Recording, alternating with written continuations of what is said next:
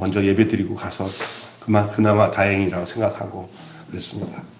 오늘 여러분 그 어린이 주일인데 저희가 어린이에 대한 생각 좀 하기 위해서 먼저 제가 잠깐 재미있는 퀴즈 하나 낼 테니까 좀 알아맞혀 보세요.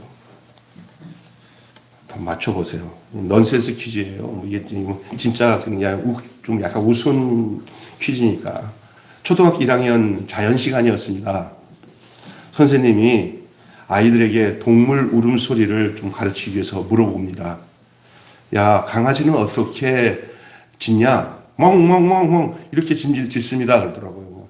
호랑이는 어떻게 우냐? 그랬더니 엉 합니다. 애들이 그렇게 대답을 합니다. 선생님이 다시 묻습니다. 그러면 야, 제비는 어떻게 우냐?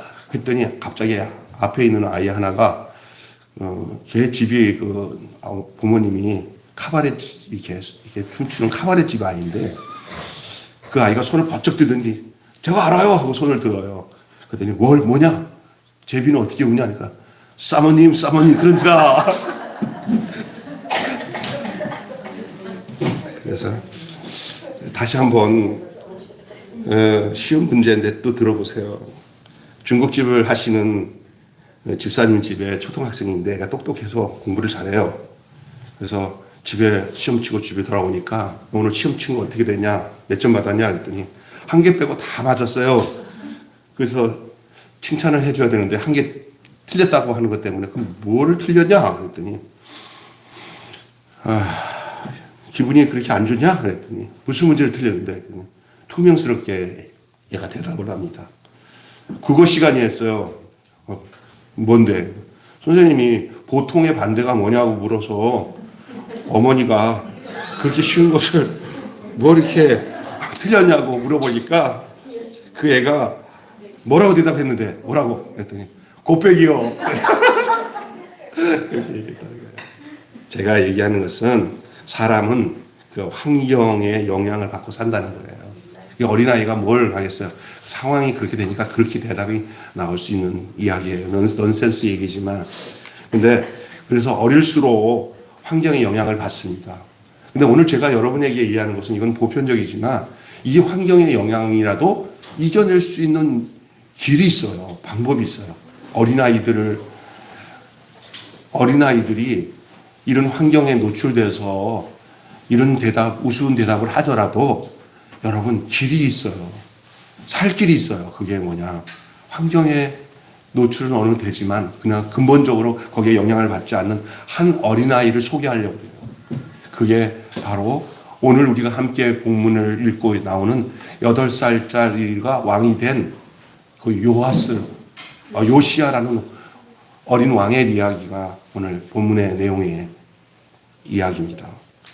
사람은 다 환경의 영향을 받지만 또 어릴수록 더 많은 환경에 받아요. 그래서 부모들이 좋은 환경에서 아이들 가르치고 좋은 친구들 안에서 커지기를 원하는 것이 당연한 일이에요. 그러나 그게 내 마음대로 됩니까? 안 될 수도 있어요. 아무리 부모가 좋은 환경 만들어도 나빠질 수 있어요.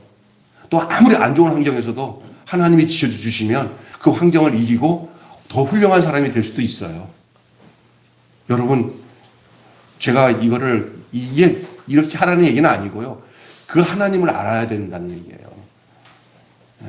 저는 저 개인적으로 보면은 진짜 좋지 못한 환경에서 자랐어요.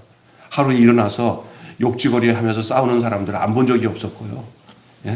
그리고 맨날 보면은 불결한 환경 속에서 어린 시절 자랐어요. 진짜 안 좋은 거 많이 봤어요. 그럼 제게 영향을 받았어요. 근데 제가 생각해 보니까 그 환경이면 저는 망가져도 100번 망가져야 될 사람인데 지금은 저는 그 모든 것을 초월하고 하나님 안에서 주시는 은혜를 누리고 살아요. 안 누리고 살아요? 누리고 살면 아멘 해주시고 설교 진행하겠습니다. 누리고 살아요. 예. 왜요? 환경적으로 그대로 노출되고 살았으면 나는 진짜 그대로 망했어요. 요시야 임금을 소개하려고 하는 얘기가 요시야 어린 왕을 하는 그런 내용이에요. 그렇다고 해서 얘기 듣고는 애들 막 놓고 그냥 안 좋은 환경에도 하나님이 함께하면 돼. 이렇게 자신 있게 그렇게 하면 안 돼요. 그렇게 조심하면서 살아야 될 부분도 있지만 그러나 궁극적인 해답은 환경에 있지 않고 하나님께 있습니다. 어릴 때부터 신앙 교육 잘 시켜야 돼요. 하나님을 알도록 자라야 돼요. 그 요시야 왕, 이 요시야 왕은 참으로 어려운 환경에서 자랐어요. 왜 그러냐면요. 아니, 어린데 왕이 됐잖아요. 그 왕이 되기 이전의 이야기를 알면은 기가 막힌 얘기예요. 아버지가 암살당해 죽고 반정부가 일어나가지고 이 요시야 왕 하나만 살아가지고 숨졌다가 그 왕손의 적자를 찾다 보니까 요시야가 발견된 거예요. 그래서 다시 반역한 사람을 물리치고 새로운 정부가 일었으니까 옛날 죽은 선왕의 아들을 데려다가 왕을 세웠다 보니까 8살짜리를 세운 거예요. 어린 시절에 부모 죽고 나라가 어수선하는 가운데서 생명부지 지키기 위해서 몇 사람이 도움을 받았지만은 그 어린 환경이 얼마나 힘들었을 거예요. 그가 이제 왕이 됐잖아요. 우상을 철저하게 숭배했던 그 선왕들과 달리 그 아버지의 신하가 혁명을 일으켜서 아버지가 24살에 돌아갔었어요. 아마 고대 정치혁명의 속성에 이때 어머니와 수많은 일가 친척들이 전부 다 가족이라고 해서 다 생매장되거나 다 죽었을 거예요. 그런 어려운 환경에서 이 어린아이가 훌륭한 왕이 되었다는 사실은 환경의 지배를 당한 게 아니라 하나님의 특별하신 은혜와 은총으로 하나님이 인도되지 않고서는 이런 일이 있을 수가 없었어요. 유다 16대 왕 요시야는 유다 나라 20명 왕 중에서 가장 훌륭한 왕으로 성경은 평가하고 있습니다. 요시야에 대해서 성경은 어떻게 평가하고 있는지 오늘 2절 한번 보세요. 여기 2절을 보시면은 함께 2절을 읽어봅시다. 목사님 정신 차리시고 2절을 보십시오. 자, 2절 오늘 본문 2절을 다시 찾아서 읽어보십시오. 읽을 게 많으니까 목사님 그 정신 해주셔야 돼요. 2절 시작. 여호와 보시기에 정직하게 행하여 그의 조상 다윗의 길로 걸으며 좌우로 치우치지 아니하고. 이게 요시야 왕이에요.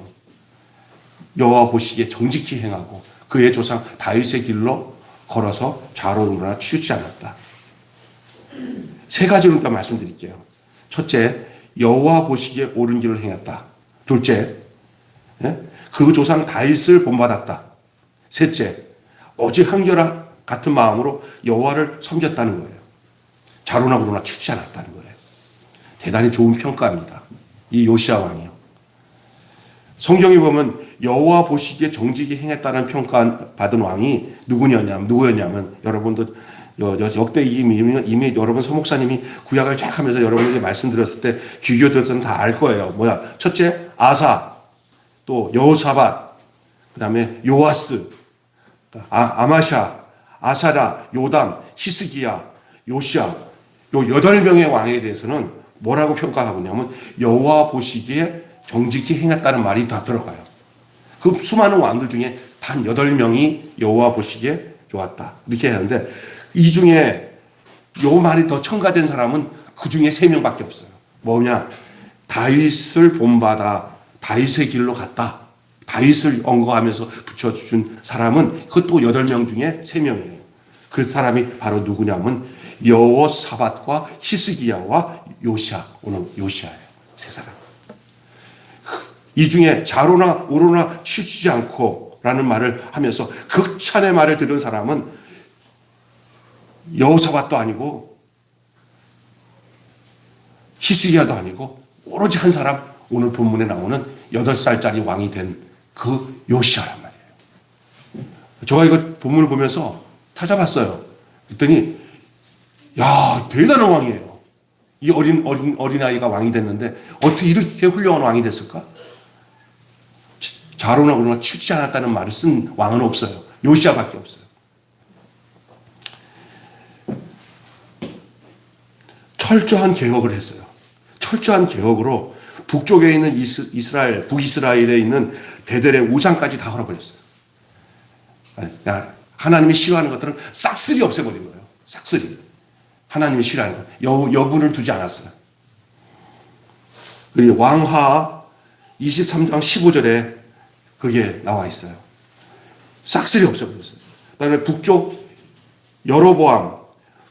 여로보암이 만든 우상으로, 여로보암의 우상으로 감히 아무도 헐 수 없었던 그곳의 것까지도 헐어버렸어요. 이거는요, 보통 마음 가지고는 못해요.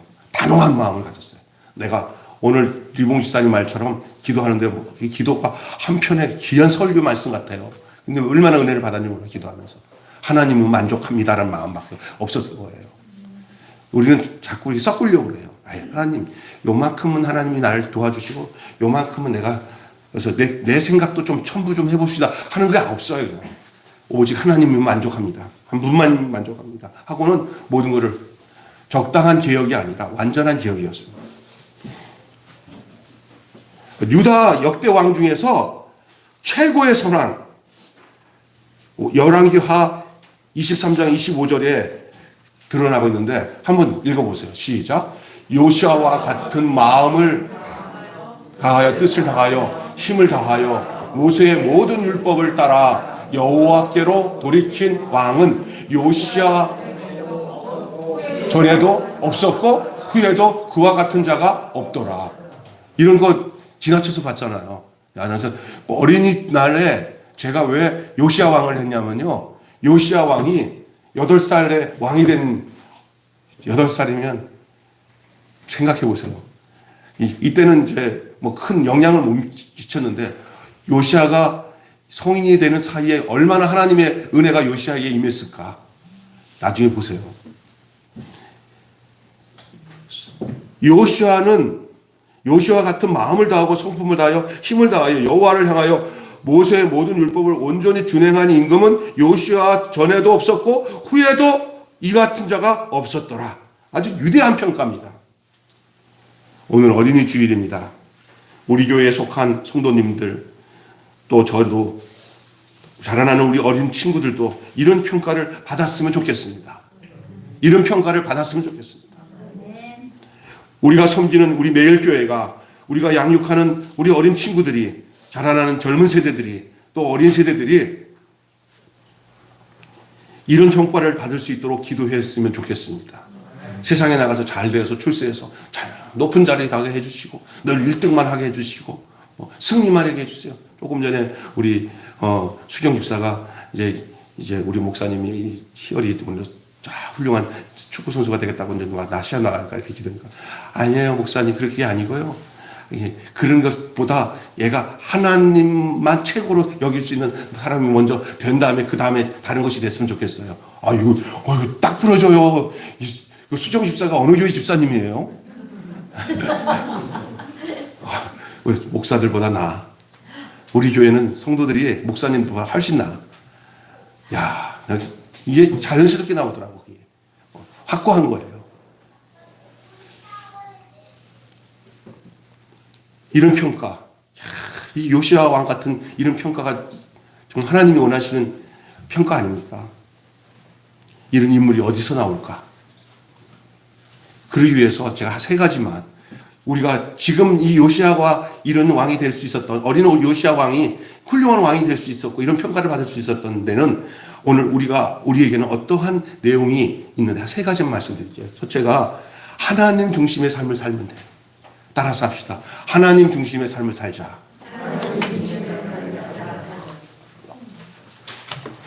그 어린 요시아 임금이 그냥 그 어린 시절부터 그렇게 그런 왕이 됐을 것 같아요? 아닙니다. 그 어린 시절 싹수가 있을 때부터 하나님의 은혜가 그에게 있었고, 그 은혜로 그는 그렇게 자라나기 시작했어요. 자, 여러분, 요시아는 여호와 보시기에 정직히 행했다고 말씀하고 있습니다. 하나님 보시기에 옳은 일을 했다는 거예요. 그의 인생의 기준이 누구에게 있다? 나에게 있다? 부모에게 있다? 그것도 넘어가서 인생의 기준이 하나님께 있는 거예요. 신앙생활은 내 기준이 없어지고 내 기준 위에 하나님의 기준이 자리 잡는 게 신앙생활이에요. 그래서 내가 뭔가를 하고 싶어도 하나님의 기준에 부딪힐 때는 그대로 그냥 내 기준을 버리고 하나님의 기준으로 나를 지배당하도록 나를 내놔야 돼요. 아이, 싫어요. 이것만큼 내가 하겠어요. 그러면 안 되는 거예요. 하나님의 말씀 앞에서는 엄중하게 그대로 주권을 바꿔야 되는 거예요. 내 주권이 사라지고 하나님의 주권이 나타나도록. 그게 옳은 일이에요. 그게 옳은 일이에요. 그의 인생의 기준이 하나님께 있었다는 거예요. 그의 인생의 초점이 하나님께 있었다는 거예요. 하나님의 보시기에 옳으냐 옳지 않느냐에 따라 삶의 결정이 달라져야 되는 거예요. 내가 옳으냐 다르냐에 따라 정해지는 게 아니라 하나님의 말씀에 따라 그 인생의 결정을 따라 살아보십시오. 그렇게 살아봤는데요? 절대 그렇게 살아봤다고 하는 사람들은 그냥 쉽게 얘기 못해요. 왜냐하면 그렇게 살아보면은 내가 달라지고 삶이 달라지는 모습을 자기가 너무 뚜렷하게 느낄 수가 있어요. 여러분, 선택의 기준이 하나님이어야 되고 방향의 기준이 하나님이어야 되고 정직의 기준이 내가 아니라 하나님이어야 돼요. 한 나라의 왕이 되었지만 백성이 지지하느냐 하지 않느냐 보기 전에 먼저 하나님이 보시기에 옳으냐 옳지 않느냐를 볼 수 있는 왕이 되는 그 요시아의 모습은 작금에 일어나는 정치 지도자들과는 너무 달라요. 오늘 한국 땅에도 이런 젊은 이런 요시아 같은 왕이 일어나서 하나님의 은총 속에 자라서 그 사람이 나라를 지도하는 지도자가 되고 백성을 두려워하는 게 아니라 하나님을 정말 두려워하고 백성들에게 기준을 두고 난 뒤에 여론을 봐서 뭐 하자고 하면서 백성들의 눈치나 보면서 이렇게 말 바꾸는 그런 지도자가 아니라 하나님이 원하시는 그 기준으로 살아가는 이끌어가는 그런 지도자가 나오기를 기도하셔야 돼요.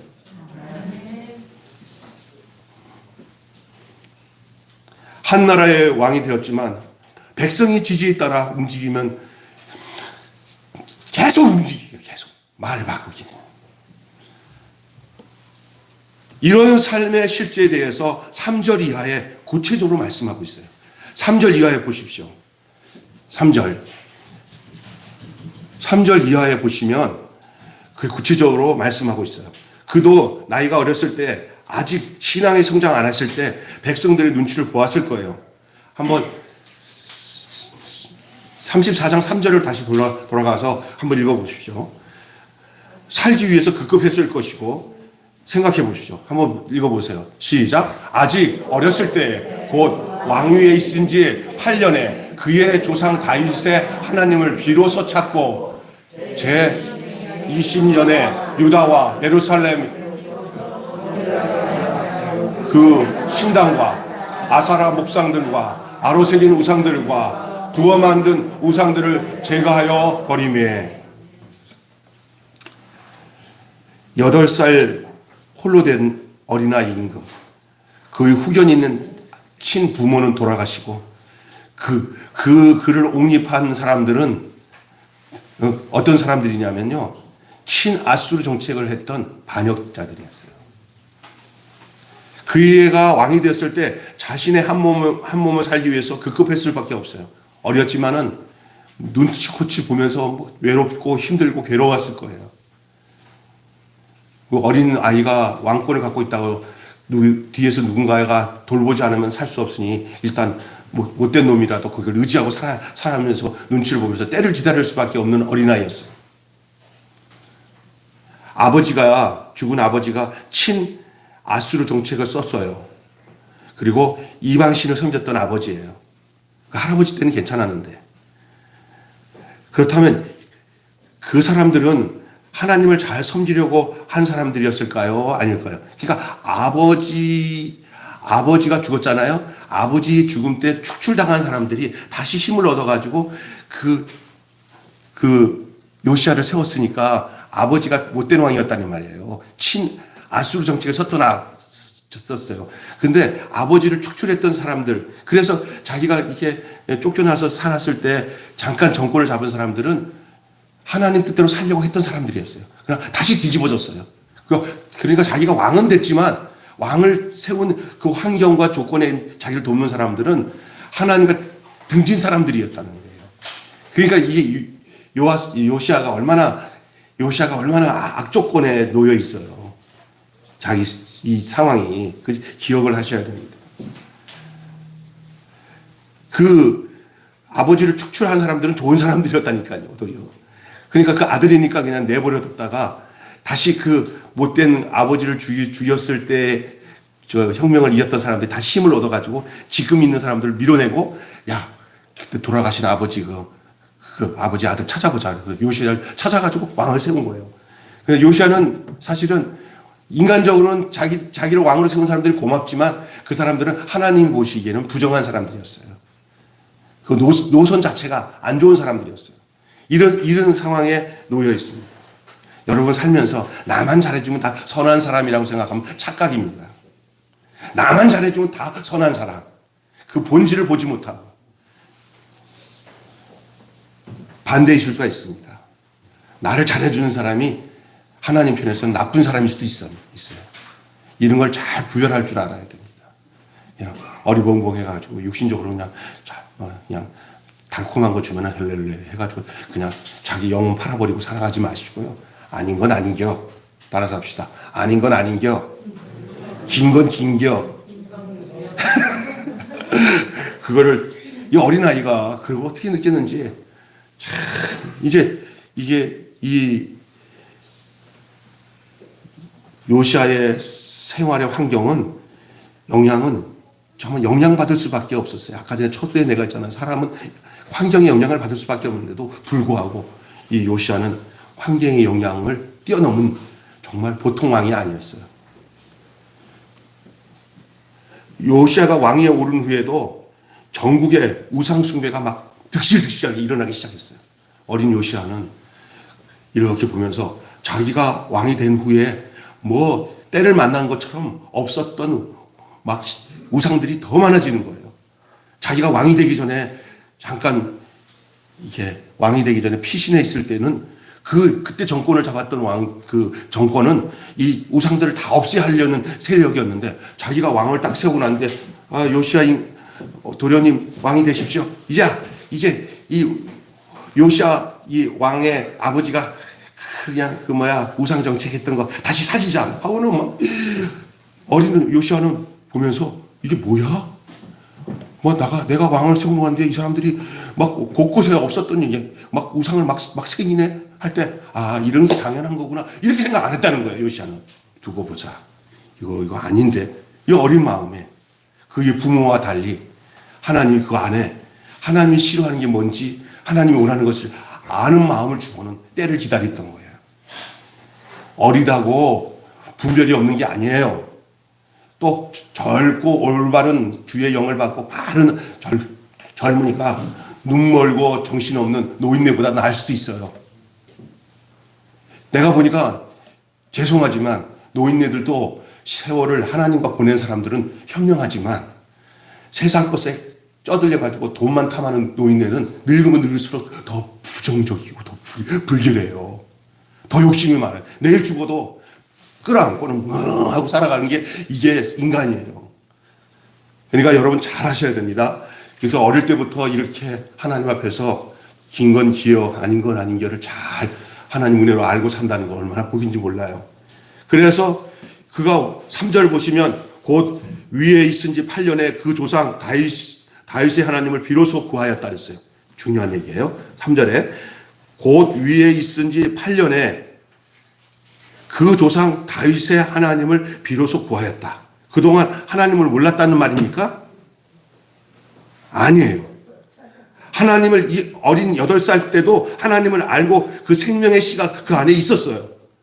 그러나 8년이 지나서야 그때서야 자기가 뭔가를 하나님 앞에서 할 것을 기다리는 거예요. 요즘 너무 어린 놈들이 너무 성급하게 행동하면요, 그냥 그 씨가 싹이 나기 전에 죽어요.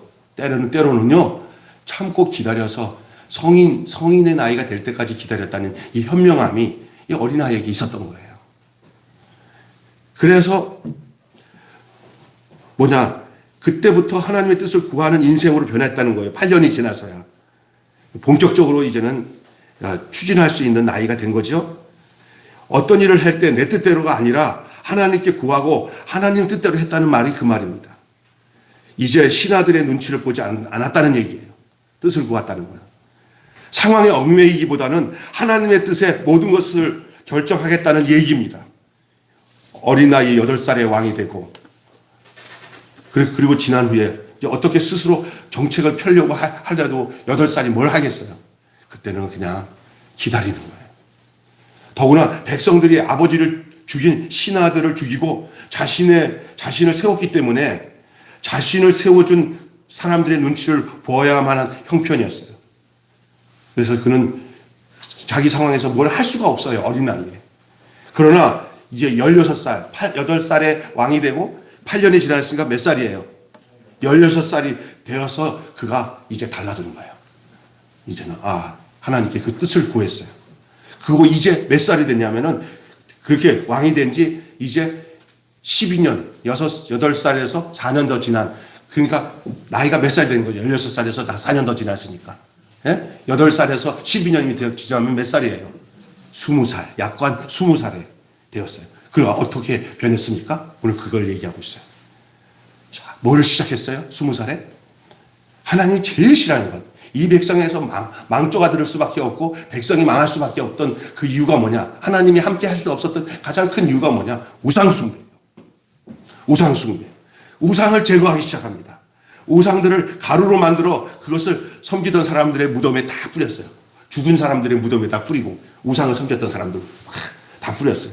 할아버지 때는 그렇게 철저하게 하지 못해서 아버지가 다시 버린 우상을 가져다가 다시 섬겼잖아요. 할아버지도 약간 하나님 뜻대로 사는 듯 하다가 뒷판에 가서 나중에 가서 좀 변질됐어요.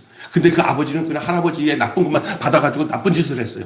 그래도 이 요시아는 아버지도 죽고 버려진 인생처럼 살았다가 하나님이 은혜로 왕을 세우니까 이렇게 훌륭한 왕이 되는 거예요. 살면서 나는 아버지에게 좋지 못한 영을 받아가지고 아버지가 해준 게 뭐 있어? 나는 그러면서 아버지 배워. 어디서 많아. 난 죽어도 우리 아버지처럼 안 살아요. 그런데 그렇게 말하는 우리 사촌 형이 우리 큰아버지랑 똑같이 술을 엄청 많이 먹더라고. 제일 장담하는 사람들이 더 문제야. 장담. 부모의 모습을 보면서 두 종류의 자식이 생겨요. 진짜로 나는 저렇게 안 산다 하는 자식이 있을 수 있어요. 그러나 대다수 아버지보다 더하게 살아가는 놈들이 있어요. 이건 보편적으로 많이 통용되는 거예요. 근데 이거와 상관없이 사는 것은 하나님의 은총 안에 있는 거예요. 하나님의 은총 안에 있는 요시아는 달랐어요. 하나님의 은총 안에 있는 요시아. 오늘 본문에 보시면 그 우상을 가져다가 섬겼던 그들을 향해서 이제 그들 제사장들의 뼈들을 다 불살라가지고 그냥 막 하나님이 원하시는 깨끗하게 정결하게 우상을 다 없애는 거예요. 곳곳마다. 6절 말씀을 보시면 이렇게 나와요. 전국적으로 그렇게 했는데 6절 말씀 보시면 시작. 또 므낫셋과 에브라임과 시므온과 납달리까지 사면에 성읍으로 그렇게 행하며 7절 시작.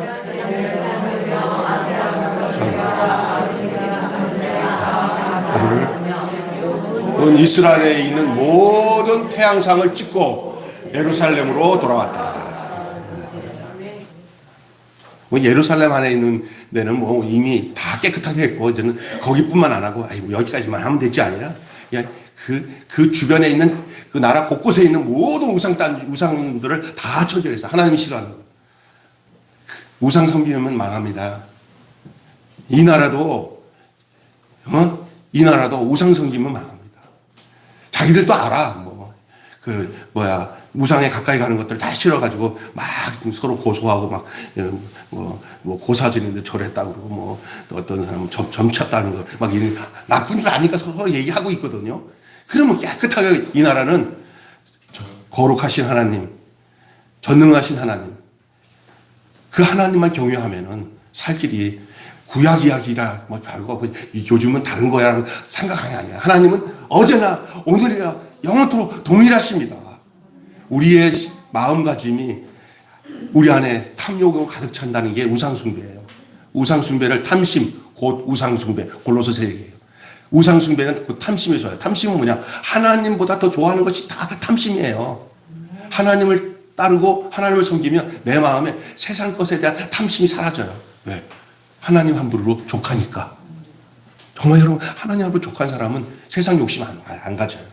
그게 얼마나 우상이라는 걸 알아요.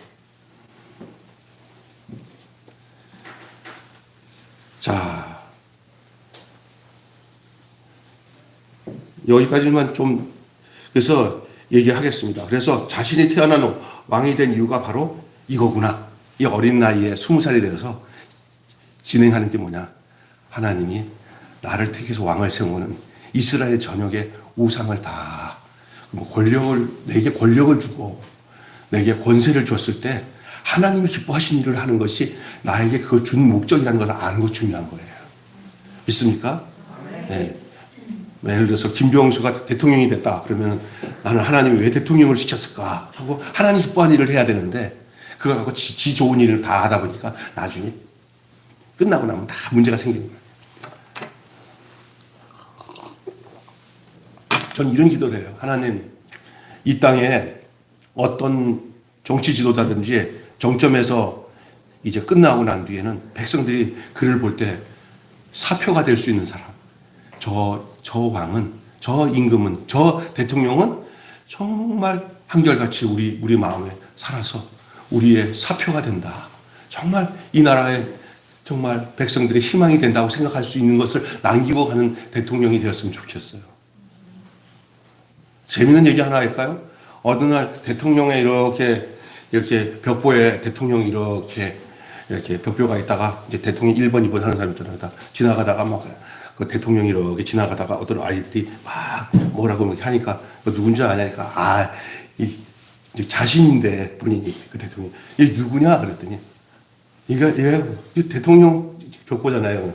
후보자가 이 누구냐 그랬더니 어린아이가 뭐라냐면 그 SSK 자기 아버지가 한 얘기가 뭐냐 그 끼 다시 얘기할까요? 그 기억 시옷 끼 그냥 이들은 깜짝 놀란 거예요. 아버지가 이름을 안 불러 늘 끼라고 불렀다가 끼라고. 그러니까 애가 그렇게 얘기하니까 이 놀랬다는 그런 우습게 그 넌센스 같은 거 그냥 웃기는 이야기가 있어요. 여러분 그만큼 존경심이 사라져버린 거예요. 이 땅에.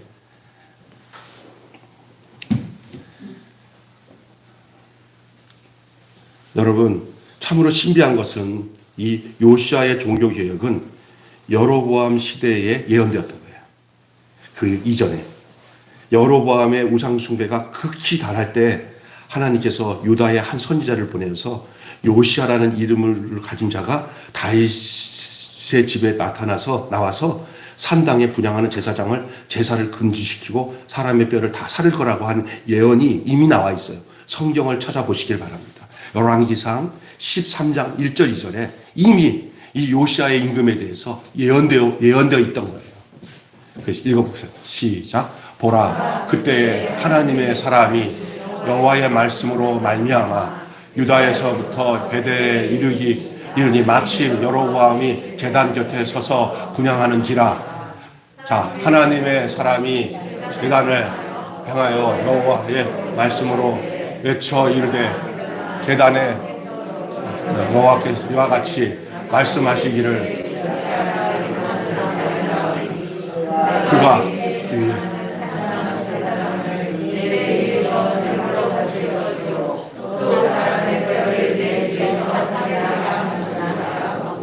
봐봐요. 다윗의 집에 요시아라 이름하는 아들을 낳으리니 그가 내 위에 분향하는 모든 산당의 제사장들과 내 위에 있는 제사장들의 재물을 다 뭐 할 거예요?